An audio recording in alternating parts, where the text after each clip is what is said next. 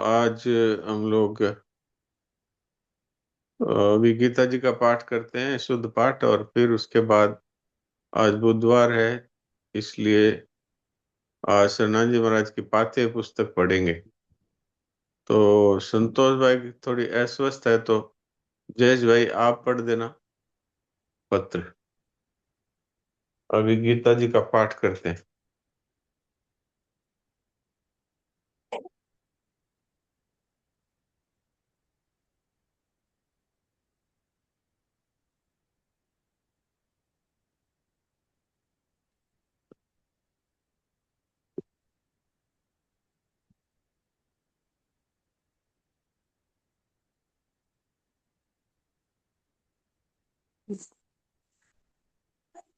अभी 21वां है क्या श्लोक आज?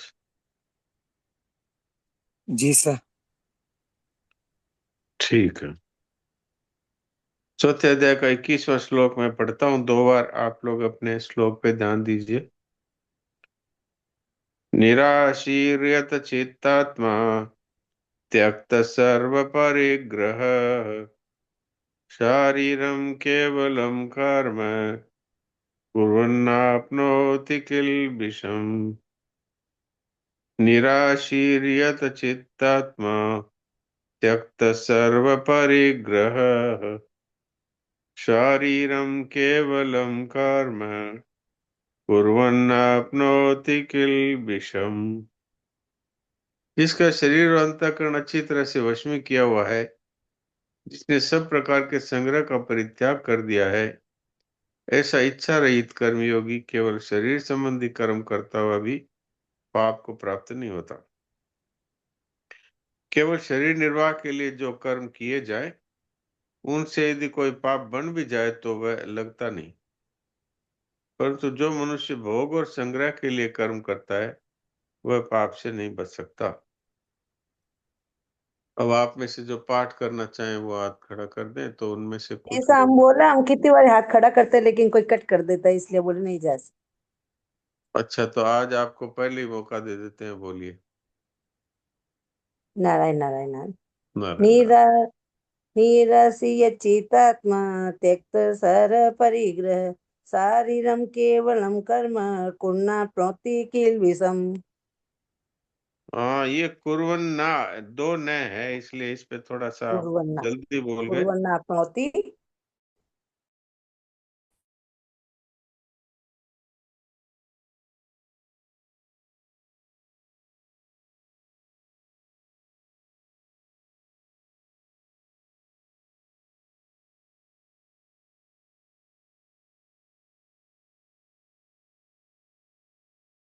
सर्व परिग्रह शारीर केवलम कर्म कुर्वन्नाप्नोति किल्बिषम्। हाँ, लेकिन ये शारीर है बोला, शारीरम है, ये भी इस पे भी बिंदी है। नीचे वाली लाइन फिर बोलो।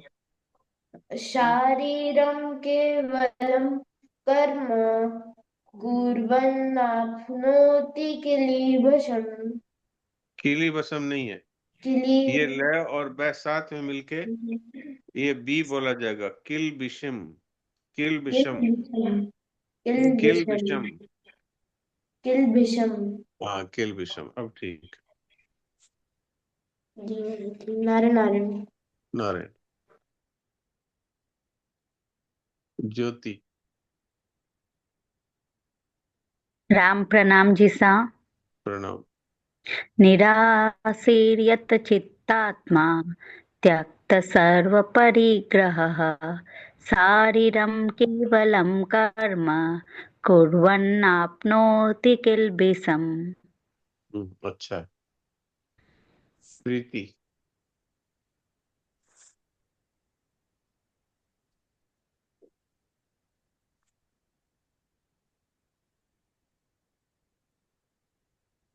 प्रीति। नारायण नारायण जी सा। नारायण नारायण। निराशीर यच्चित्तात्मा त्यक्त सर्व परिग्रह शारीरं केवलं कर्म कुर्वन्नानो कुर्वन्नाप्नोति किल्बिषम्। हाँ ठीक, अच्छा। कमला देवी।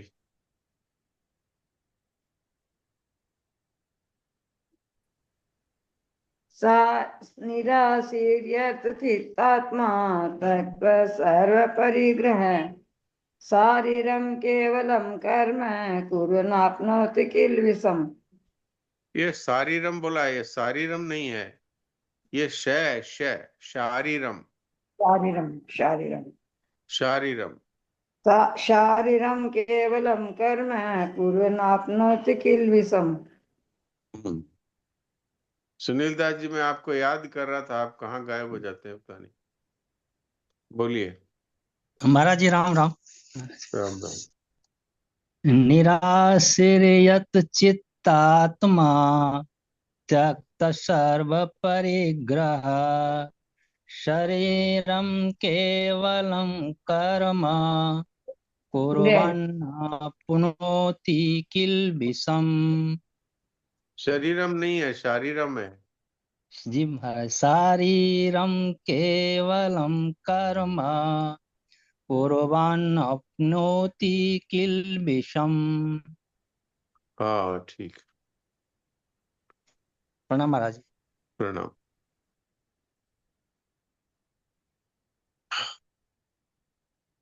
तो अब जयेश भाई, पढ़ दीजिए। आज तो संतोष भाई स्वास्थ्य ठीक नहीं है, तो कौन सा पत्र पढ़ना है जी सर? हाँ बताता हूँ।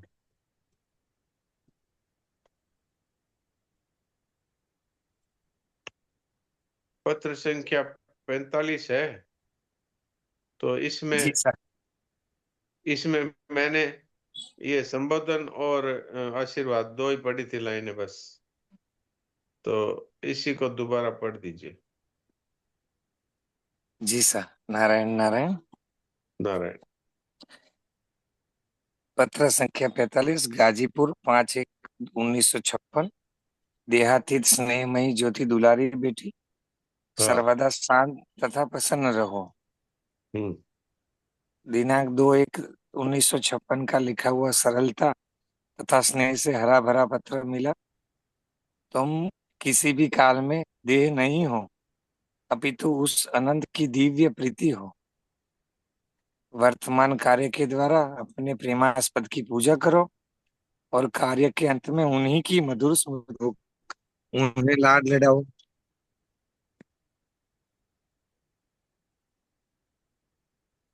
नारायण नारायण। आवाज आ हाँ रही जी सब बीच में आवाज आ रहा। हाँ, कोई बात नहीं, एक बार यहीं तक इसको पढ़ते हैं। जी। यहाँ शरणानंद जी महाराज कहते हैं देवकी जी से कि तुम किसी काल में देह नहीं हो, अपितु उस अनंत की दिव्य प्रीति हो। तो ये हम सब के लिए बोला जा रहा है। जो हम लोग अपने आप को समझते हैं कि ये मेरा शरीर है और ये मेरा नाम है, ये मेरी जाति है, ये मेरा पद है इत्यादि। तो ये शरणानंद जी महाराज कहते हैं कि हम लोग किसी भी काल में ये शरीर नहीं है, क्योंकि नाम तो शरीर का है, जाति भी शरीर की है, पद भी शरीर का ही है। तो हम शरीर के साथ एक होते हैं, इसके कारण से हम परमात्मा से दूर है। वास्तव में तो हमारा स्वरूप है, वो है प्रेम। यही हमारा स्वरूप है, प्रीति, यही हमारा स्वरूप है। तो आप कहेंगे कि ये दिखाई नहीं देता है, दिखाई तो शरीर देता है। तो प्रेम दिखाई नहीं देता है, लेकिन प्रेम है, वो एक दिव्य वस्तु है। आप बताइए कि कोई आपसे प्रेम करता है तो आपको उससे कितना लगाव हो जाता है। अभी सभी अपने अपने बारे में विचार कर ले। एक छोटा बच्चा भी प्रेम करता है हमसे तो हमारा उसके प्रति कितना खिंचाव हो जाता है। तो परमात्मा है वो हमसे किसी प्रकार का स्वार्थ उनको सिद्ध नहीं होता। आप सोचिए, संसार में आपको कोई ऐसा व्यक्ति मिलेगा जो बिना स्वार्थ के प्रेम करता हो? माँ के बारे में ये कहा जाता है, लेकिन फिर भी माँ के हृदय में ये बात रहती है कि ये मेरा बेटा है, ये बड़ा होकर मेरे बुढ़ापे का सहारा बनेगा।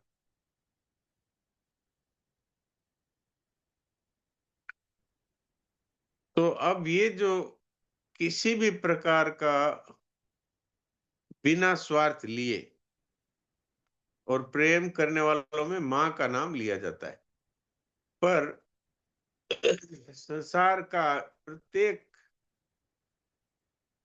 मनुष्य, चाहे वो स्त्री हो, पुरुष हो, बच्चा हो, बड़ा हो, सब अपने अपने किसी न किसी संकल्प को, स्वार्थ को लेकर एक दूसरे से जुड़े हुए।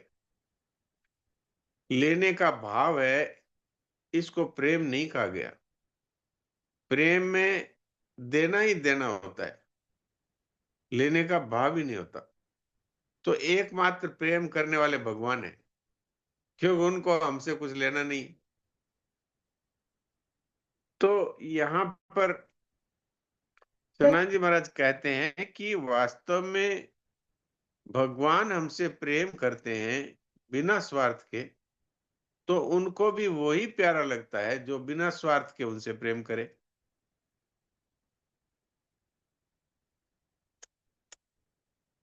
भगवान का किसी के साथ ममता नहीं है भगवान की, तो भगवान को वो पसंद है जिसको किसी के साथ ममता ना हो। भगवान को किसी भी प्रकार की कामना नहीं है, तो उनको वो पसंद है जिसको किसी प्रकार की कामना नहीं हो, इच्छा नहीं हो। तो ये जब हमारे अंदर ये बातें हैं, और ये पहले से है हमारे अंदर, हमने शरीर के साथ संबंध जोड़ लिया, इसलिए ये बातें छिप गई। अब हम केवल स्वार्थ के लिए अथवा किसी ममता को लेकर अथवा किसी कामना को लेकर एक दूसरे से जुड़े हुए हैं। लेकिन अगर हम इस शरीर से अपने आप को अलग अनुभव करें, तो तत्काल ही हमारी स्थिति परमात्मा में है, इसका हमको अनुभव हो जाएगा। लेकिन हमारे मन में ये तीव्र लगन होनी चाहिए कि हमें परमात्मा से प्रेम करना है, हमें परमात्मा का अनुभव करना है, हमें परमात्मा के साथ एकता का अनुभव करना है, परमात्मा को हमारा प्रेम देना है। इस तरह की हमारे अंदर तीव्र लगन होनी चाहिए। तो फिर ये कठिन नहीं है, ये बहुत सरल है।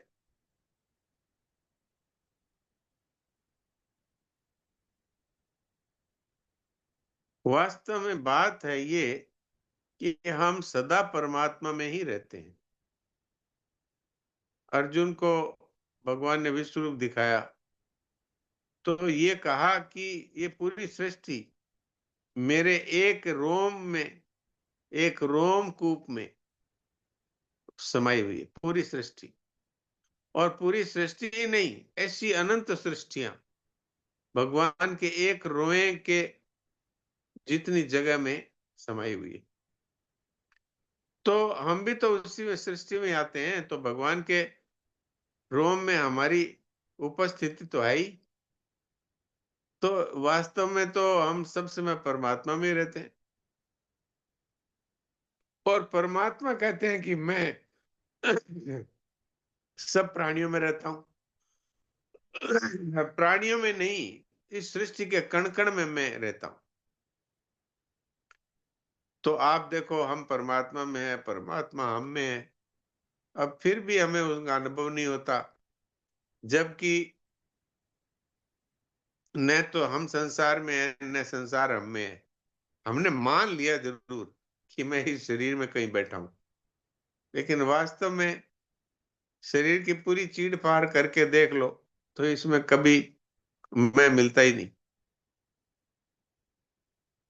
तो इससे सिद्ध क्या हुआ कि हमारी स्थिति परमात्मा में होते हुए भी, क्योंकि हमने मान लिया कि हमारी स्थिति शरीर में है, हमारी स्थिति संसार में है, तो हमें परमात्मा में अपनी स्थिति का अनुभव नहीं होता। इसलिए शरणानंद जी महाराज कहते हैं तुम किसी काल में देह नहीं हो, बस ये है मूल। भक्ति करो तो भी उसका मूल ये है, यदि ज्ञान का साधन करो तो उसका भी मूल भी यही है, और सेवा करो तो भी इसी का अनुभव होगा। सेवा का अर्थ है कि काम आ जाओ, कुछ मत चाहो।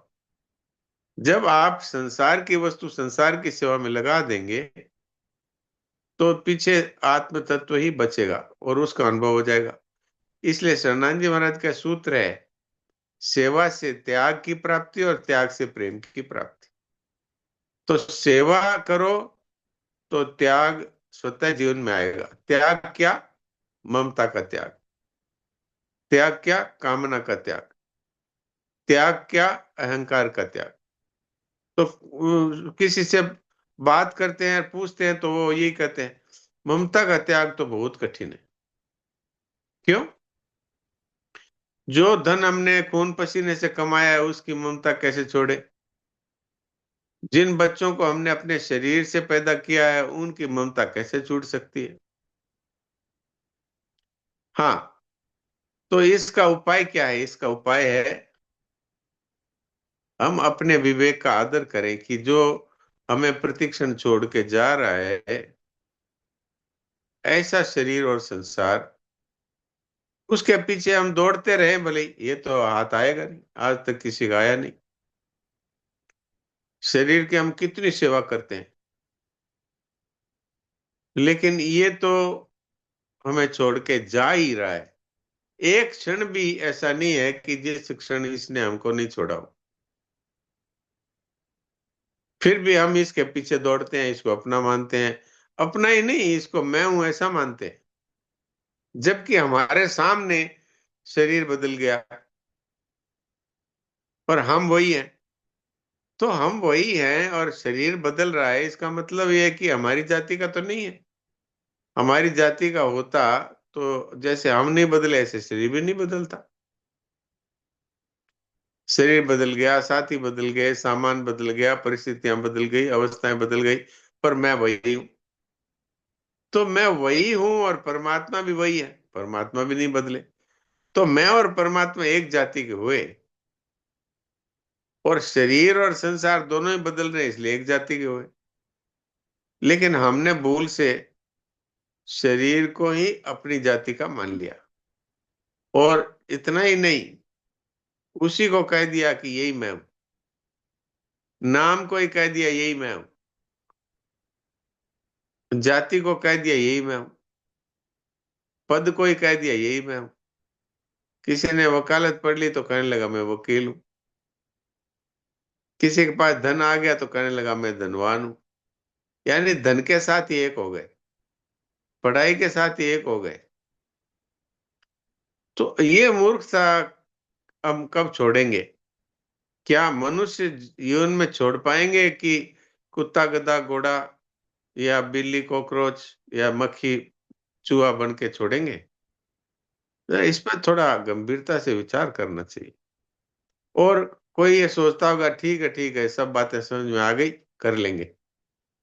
कर लेंगे में अगर एक क्षण बाद में सांस नहीं आया तो फिर जन्म मरो, और फिर ये मनुष्य शरीर कब मिलेगा इसका पता नहीं। और मनुष्य शरीर भी मिल जाए तो भारत भूमि में जन्म होगा कि किसी खाड़ी देश में जन्म होगा जहां बचपन से ही ऊंट का मांस खाना शुरू कर देंगे, या फिर किसी यूरोपीय देश में जन्म होगा तो बचपन से ही अभक्ष से भक्षण होगा और मांस मदिरा में पड़े रहेंगे और भोगों में पड़े रहेंगे। कौन है हमें ऐसी सत्संग मिलने वाली जगह?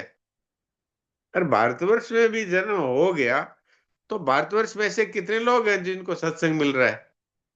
अब अपने सत्संग कर रहे हैं, लगभग 4-5 साल हो गए होंगे इस पारिवारिक सत्संग को। इसमें कितने लोग जुड़ रहे हैं? क्या इतने ही लोग हैं? पर क्या बात है कि ये हम पर भगवान की एक विशेष कृपा है कि मनुष्य जीवन मिला। फिर भारत भूमि में जन्म मिला, फिर भारत भूमि में भी ऐसे परिवार में जन्म मिला जहां हमें सत्संग के संस्कार मिले, और फिर हमें सत्संग मिला, संत महात्माओं की वाणी मिली। तो इतना हम पर विशेष भगवान की कृपा है। फिर भी हमें ऐसा देखो वाणी मिल रही है कि तुम किसी काल में देर नहीं हो। है कोई ऐसा बताने वाला? आप चले जाइए किसी भी कथा में, प्रवचन में, या किसी आश्रम में, कोई आपको ये बताने वाला मिल जाए, बहुत मुश्किल है। तो हमें इतना सब मिल गया, तो इसलिए हमें इसकी कीमत का पता नहीं, इसलिए हम इसको महत्व देते नहीं। और नहीं तो खाली इस एक वाक्य से ही हमको जन्म मरण से छुटकारा हो सकता है, खाली इसी एक वाक्य से कि तुम देह नहीं हो, तुम परमात्मा की प्रीति हो, बस इतने मात्र से हमारा अभी अभी जीवन सफल हो सकता है, सदा से जन्म मरण के लिए छूट सकते हैं, और इस जीवन में तो आनंद में रहेंगे ही, और मृत्यु आएगी ही नहीं। आप कहेंगे मृत्यु कैसे नहीं आएगी? अरे मृत्यु तो शरीर की आएगी ही, वो तो अभी भी आ रही है, वो कौन सी नहीं आ रही है? मृत्यु तो अभी भी हो ही रही है। मान लीजिए कि कोई व्यक्ति 24 घंटे जीने वाला है, तो अगर आधा घंटा निकल गया तो आधा घंटा तो मर ही गया। अब 24 घंटे में मर जाएगा तो ये मर ही रहा है, प्रति क्षण मर रहा है, क्योंकि शरीर है तो मृत्यु संसार सागर का एक हिस्सा है, तो यहाँ तो मृत्यु ही मृत्यु है। लेकिन हम तो इसको जानने वाले हैं, हम परमात्मा के चैतन्य से। राम मरे तो मैं मरूं, नहीं तो मरे भलाए, अविनाशी का बालका मरे न मारा जाए। हम तो उस अविनाशी के बालक हैं। ये स्त्री पुरुष का देह है, ये तो बाहर का एक खोली है। वास्तव में तो हम शरीर है ही नहीं, न स्त्री है न पुरुष है। हम तो वो हैं जो परमात्मा है, वही हम है। पर देखो हमारी क्या दशा है, थोड़ी थोड़ी बात में दुखी हैं, थोड़ी थोड़ी बात में परेशान है, थोड़ी थोड़ी बात में भयभीत हैं, और थोड़ी थोड़ी चीजों में फंस जाते हैं, और फिर दुख पाते हैं, फिर रोते हैं। तो हमारी क्या दशा हुई, क्यों हुई? कि हम अपने आप को भूल गए। इसलिए संत याद दिलाते हैं, तुम किसी काल में देह नहीं हो, अपितु उस अनंत की दिव्य प्रीति हो। तो इस बारे में गंभीरता से हमको विचार करना चाहिए, और नहीं तो विचार की जरूरत ही नहीं है। संत ने कहा इसको स्वीकार कर लो कि आज तक हमने अपने आप को देह माना हुआ था, आज मुझे पता लग गया कि मैं देह नहीं हूं। तो क्या हूं? उस अनंत की प्रीति हूं, बस। तो जीवन सफल हो गया इसी क्षण।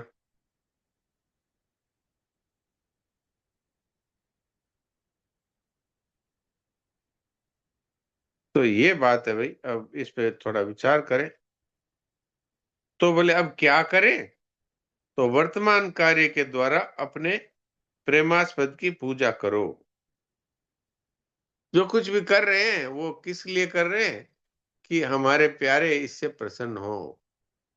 तो अब झूठ नहीं बोलेंगे, चोरी नहीं करेंगे, कोई ऐसा काम नहीं करेंगे जिससे हमारे प्यारे को अच्छा न लगे, है कि नहीं? क्या कोई ऐसा व्यक्ति है जो किसी से सचमुच प्रेम करता हो और फिर ऐसा कार्य करता हो जिससे वो नाराज हो जाए? ऐसा तो नहीं होगा। अगर सचमुच हम किसी से प्रेम करते हैं तो हम वही करेंगे जिससे हमारा प्रेमास्पद प्रसन्न होता हो। कम से कम वो तो नहीं ही करेंगे जिससे हमारे प्रेमास्पद को अच्छा ना लगे। कहती हैं जो पतिव्रता स्त्रियां होती है, वो कहती है कि जी मैं नहीं करूंगी, उनको ये पसंद नहीं है। तो किन को पसंद नहीं है? हमारे प्रियतम को पसंद नहीं, वो अब नहीं करेंगे। तो दूसरी देरानी जेठानी करती है, बोले देखो हमारे उनको पसंद नहीं है। तो ये तो संसार के प्रेम की बात है, और परमात्मा से हम प्रेम करते हैं तो उनको पसंद नहीं है, वो हम कैसे करेंगे? तो हम क्या करें कि प्रत्येक कार्य के द्वारा उनकी पूजा करो। कोई घर का कार्य कर रहा है तो वो इसीलिए करे कि हम प्यारे प्रभु को प्रसन्न करने के लिए कर रहे हैं। कोई नौकरी कर रहा है तो इसीलिए करे कि हमारे प्यारे को प्रसन्नता होगी, वो करेंगे। तो झूठ बोलेगा, चोरी करेगा, बेईमानी करेगा, वो ईमानदारी से काम करेगा।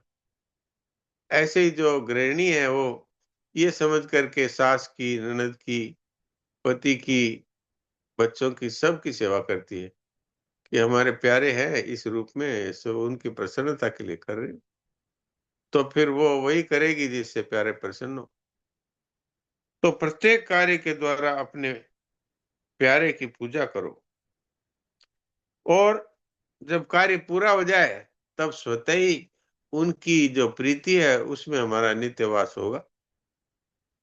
और क्या होता है, हम जिससे प्रेम करते हैं उसी के लिए सब कुछ करते हैं, और जब कार्य का अंत होता है तो फिर उन्हीं की प्रीति में खो जाते हैं। तो ये है वास्तविक जीवन। अंत में उन्हीं की मधुर स्मृति होकर उन्हें लाड लडाओ।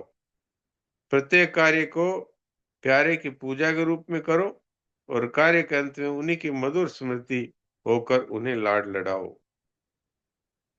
तो ये है जीवन।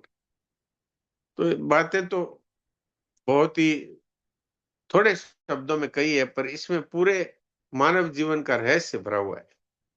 अब इसी में किसी का प्रश्न हो तो करीब 4-5 मिनट समय निकल सकता है।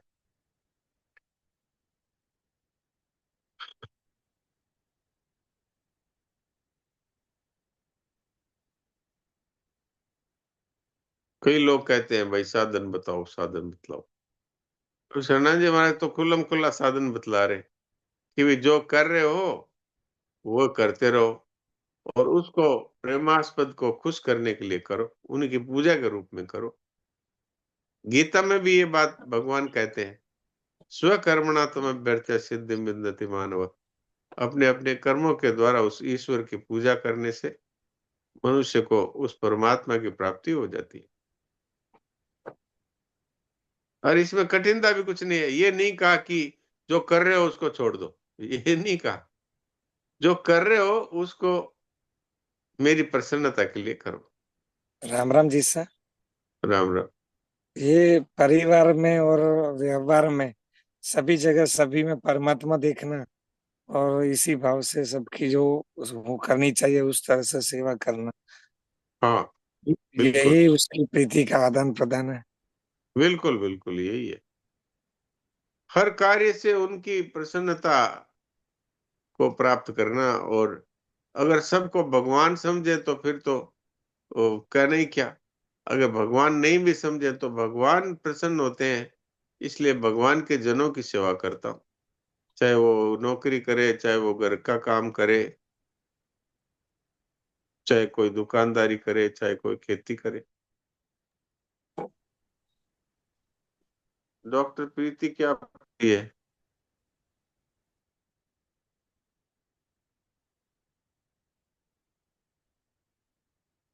अच्छा, सुनील दास जी क्या पूछ रहे हैं? बोलिए सुनील दास जी। हाँ महाराज जी, राम राम। महाराज जी, ये तो विचार मनुष्य शरीर में ही हो रहा है कि हम देह नहीं है। समझ नहीं आ ये रही? अच्छा। विचार तो हो रहा है महाराज जी, उसके बावजूद भी हम लोग फंस जाते हैं। तो परमात्मा महात्मा संत जो कह रहे हैं कि हमारे बात को तुम स्वीकार कर लो, स्वीकार कर लो, तो इसमें स्वीकार करने में तो कहीं कोई आपत्ति नहीं है महाराज जी, ये पूर्ण रूप से स्वीकार है, तो इससे कम हो जाएगा। ये पूर्ण रूप से स्वीकार है का अर्थ ये नहीं है कि मैंने कहा आपने हाँ भर ली। इसका अर्थ है कि आज के बाद में हमारा जीवन भी वही हो,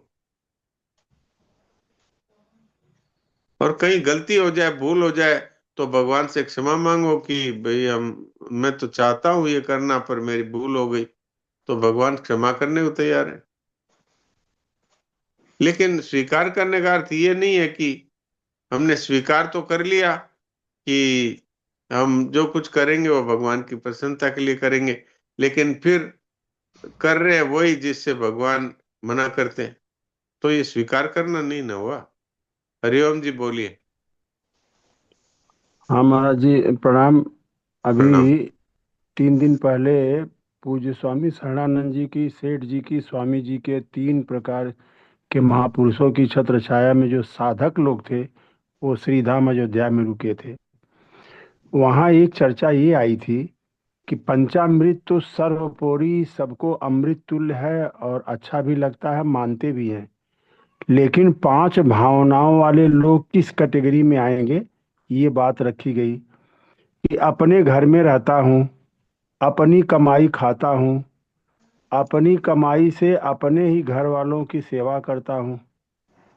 ऐसे ही पंचामृत की 5 बातों को इसमें जोड़ के रखा गया। तो बोले ये क्या पंचामृत माना जाएगा? तो सब लोग चुप रहे। तो उन्होंने कहा कि ये पंचामृत नहीं है, ये जहर है। अगर सत्संगी ऐसा कर रहा है तो वो जहर का पान कर रहा है। इस बात को थोड़ा सा आप अपने शब्दों में स्पष्ट कर सकते हैं महाराज जी? राम राम। ये तो स्पष्ट ही है, इसमें तो मेरे शब्दों की जरूरत ही क्या है।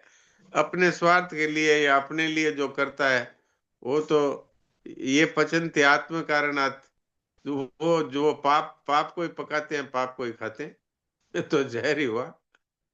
भगवान ने भी गीता में कहा है कि यज्ञ शिष्टा से न संतो मुच्यन्ते सर्व के विषय। जो दूसरों के हित के लिए कार्य करते हैं वो तो सारे पापों से मुक्त हो जाते हैं, और जो अपने लिए पकाते हैं, अपने लिए खाते हैं, वो तो पाप को ही खाते हैं।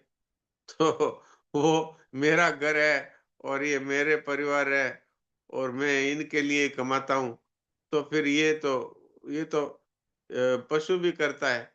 एक कुतिया भी अपने बच्चों के लिए करती है, और दूसरे आए तो उनको काटने दौड़ती है, दूसरे के बच्चे आए तो उनको दूध भी नहीं पिलाती है। तो इसलिए पशुता है ये तो ये बात ठीक ही है जो आपने कही। तो अब समय इतना इजाजत दे रहा है, इसलिए कुछ सेकंड के लिए शांत हो जाएं।